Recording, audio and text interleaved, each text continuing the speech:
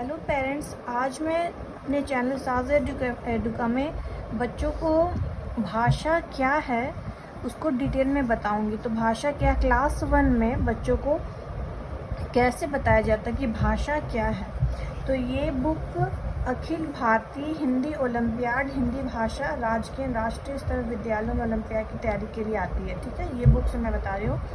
तो ये चाहे बच्चों के ओलंपियाड हो या ना हो, ठीक है, लेकिन आप घर पे बच्चों को तैयारी करवा सकते हैं। उससे क्या होता है कि क्लास 2 की प्रिपरेशन अच्छी हो जाती है। ठीक है, तो भाषा क्या है। सुनो माता जी, नमस्ते। नमस्ते मेरे पुत्र, तुम कैसे हो? माँ मैं ठीक हूँ, आप कैसी हैं? आप घर पर कब तक आओगी?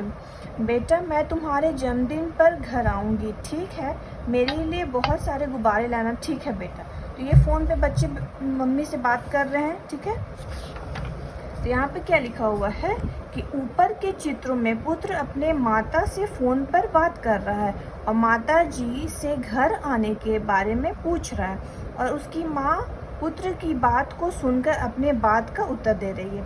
तो अपने मन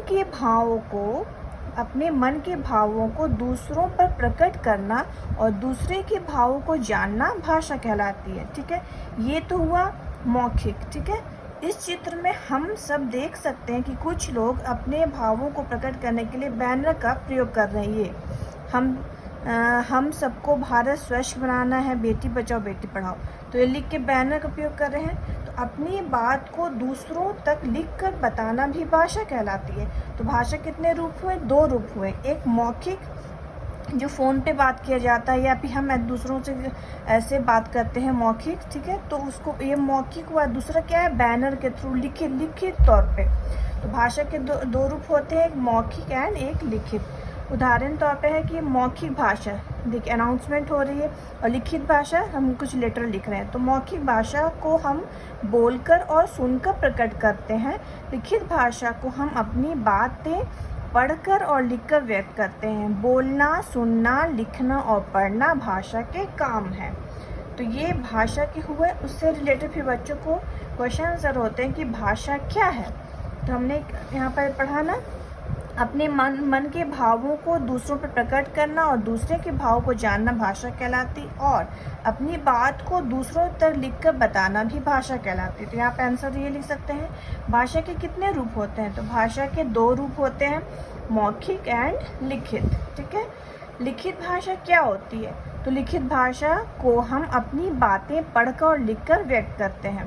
भाषा के कौन से कार्य हैं? कार्य मतलब काम कौन से हैं? तो बोलना, सुनना, लिखना और पढ़ना भाषा के काम है। उसी तरह यहाँ पे सही उत्तर पर निशान लगाइए। अपने विचारों को प्रकट करने को कहते हैं, क्या कहते हैं? भाषा ये गाना, भाष्य ये गाना या भाषा? तो भाषा है। अब लिखना है पत्र लिखना भाषा का रूप है। पत्र लिखना भाषा क्या रूप है? सुनना, लिखित या मौखिक? तो लिखित। ये हुआ। उसके बाद तो ये इस तरह से पूरा कंप्लीट होता है कि भाषा को क्या है, भाषा के कितने रूप है, भाषा के क्या काम, उससे क्या काम है, उससे रिलेटेड क्वेश्चन आंसर।